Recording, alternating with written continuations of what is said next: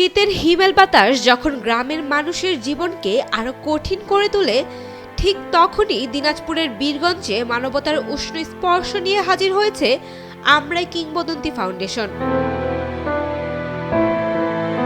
SSC ২০০০ ও HSC ২০০২ ব্যাচের সাবেক শিক্ষার্থীদের নিয়ে গঠিত এই সংগঠন শুক্রবার ভোগডোমা আশ্রয়ণ সরকারি প্রাথমিক বিদ্যালয় প্রাঙ্গণে প্রায় ১,০০০ শীতার্ত মানুষের হাতে তুলে দেয় উষ্ণতার প্রতীক কম্বল। এটি শুধু শীতবস্ত্র বিতরণ নয়, ভালোবাসা আর দায়বদ্ধতার বহিঃপ্রকাশ বলে মনে করেন কিংবদন্তি ফাউন্ডেশনের স্বেচ্ছাসেবীরা। তারা জানান, একটু সহানুভূতি, একটু উষ্ণতা বদলে দিতে পারে অসহায়দের জীবন।